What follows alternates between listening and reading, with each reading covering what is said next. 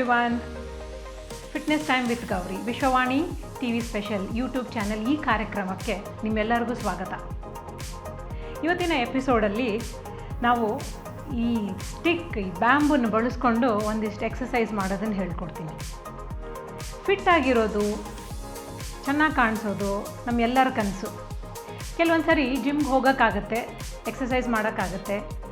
ಎಷ್ಟೊಂದು ಸಾರಿ ನಮಗೆ ಜಿಮ್ಗೆ ಹೋಗೋಕ್ಕೆ ಆಗಲ್ಲ, ತುಂಬ ಕೆಲಸ ಬಂದುಬಿಟ್ಟು ಟೈಮ್ ಶಾರ್ಟೇಜ್ ಬರುತ್ತೆ.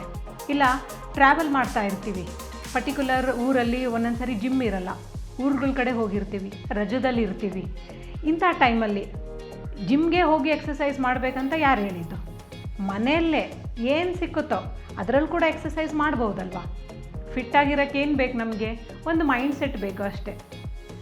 ಅಂಥದ್ದೇ ಒಂದು ಪರಿಸ್ಥಿತಿಯಲ್ಲಿ ನೀವು ನಿಮ್ಮ ಹತ್ತಿರ ಇರೋಂಥ ಒಂದು ಬ್ಯಾಂಬೂ ಸ್ಟಿಕ್ ಆಗಲಿ, ಅಥವಾ ಈ ಪೈಪ್ ಅಂಗಡಿಲಿ ಒಂದು ಪೈಪ್ ಇರುತ್ತೆ ನೋಡಿ, ಯಾವುದಾದ್ರೂ ಲೈಟ್ ವೇಟ್ ಇರಲಿ, ಯಾವುದು ಹೆವಿ ಇರಬಾರ್ದು, ಆ ಥರದ್ದು ಒಂದು ಸ್ಟಿಕ್ಕನ್ನು ರೆಡಿ ಮಾಡ್ಕೊಳ್ಳಿ.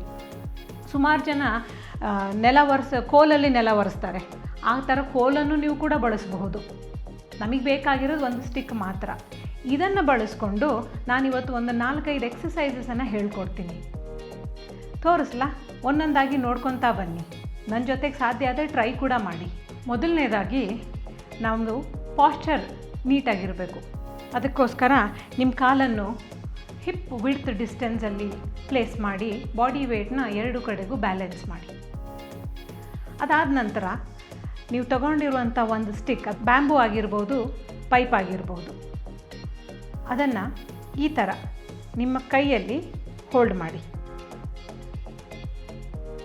ನಿಮ್ಮ ತೊಡೆಯ ಮುಂಭಾಗದಲ್ಲಿ ಆ ಬ್ಯಾಂಬೂ ಸ್ಟಿಕ್ನ ಪ್ಲೇಸ್ ಮಾಡಿಕೊಂಡು ನಿಧಾನವಾಗಿ ಚೆಸ್ಟ್ ಮುಂದಕ್ಕೆ ತಗೊಂಡು ಅಲ್ಲಿಂದ ಮೇಲ್ಗಡೆಗೆ ತಗೊಂಡು ಅಲ್ಲಿಂದ ಹಿಂದಕ್ಕೆ ಈ ಥರ ತಗೊಂಡು ಸ್ಟ್ರೆಚ್ ಮಾಡಿ. ಅದೇ ರೀತಿ ವಾಪಸ್ ಬರುವಾಗ ಮತ್ತೆ ಮೇಲಕ್ಕೆ ತಗೊಂಡು ಚೆಸ್ಟ್ ಮುಂಭಾಗದಿಂದ ಮತ್ತೆ ಕೆಳಗಡೆಗೆ ತೊಗೊಂಡು ಬನ್ನಿ. ಇನ್ಹೇಲ್ ಮಾಡಿಕೊಂಡು ಸ್ಟ್ರೆಚ್ ಮಾಡಿ ನಿಮ್ಮ ಕೈಯನ್ನು ಹಿಂದಕ್ಕೆ ತಗೊಂಡು ನಿಮ್ಮ ಕೈ ತಲೆಯಿಂದ ಹಿಂಭಾಗಕ್ಕೆ ಹೋಗಬೇಕು. ಮತ್ತು ಎಕ್ಸೇಲ್ ಮಾಡ್ಕೊಂಡು ನಿಧಾನವಾಗಿ ರಿಲೀಸ್ ಮಾಡಿ. ಉಸಿರು ಎಳ್ಕೊಂಡಾಗ ಮೇಲಕ್ಕೆ ತಗೊಂಡು ಸ್ಟ್ರೆಚ್ ಮಾಡಿ. ಈ ಥರ ಸ್ಟ್ರೆಚ್ ಮಾಡಿದಾಗ ನಿಮ್ಮದು ಚೆಸ್ಟ್ ಮಸಲ್ಸ್, ನಿಮ್ಮದು front part of the shoulders ಏನಿದೆಯಲ್ಲ, ಅಲ್ಲಿ ಎಲ್ಲ ಕಡೆ ಸ್ಟ್ರೆಚ್ ಆಗುತ್ತೆ. ಎಸ್ಪೆಷಲಿ ನಾವು ಸುಮಾರು ಹೊತ್ತು ಕೂತ್ಬಿಟ್ಟು ಕೆಲಸ ಮಾಡಿರ್ತೀವಿ, ಅಪ್ಪರ್ ಬಾಡಿ ಸ್ಟಿಫ್ ಇರುತ್ತೆ, ಅಥವಾ ರೆಗ್ಯುಲರಾಗಿ ಜಿಮ್ಗೆ ಹೋಗಿ ಹೆವಿ ವೇಟ್ಸ್ ಮಾಡಿರ್ತೀವಿ, ನಮ್ಮದು ಶೋಲ್ಡರಲ್ಲಿ ಮೊಬಿಲಿಟಿ ಕಡಿಮೆ ಇರುತ್ತೆ. ಅವಾಗ ಈ ಥರ ಸ್ಟ್ರೆಚಸ್ ತುಂಬ ಹೆಲ್ಪ್ ಆಗುತ್ತೆ. ನೀವು ಇದನ್ನು ಆ್ಯಸ್ ಅ ವಾರ್ಮಪ್ ಕೂಡ ಆ್ಯಡ್ ಮಾಡಬಹುದು, ಇಲ್ಲ ಆ್ಯಸ್ ಅ ಎಕ್ಸಸೈಸ್ ಕೂಡ ನೀವು ನಿಮ್ಮ ರೂಟೀನಲ್ಲಿ ಆ್ಯಡ್ ಮಾಡ್ಕೋಬಹುದು.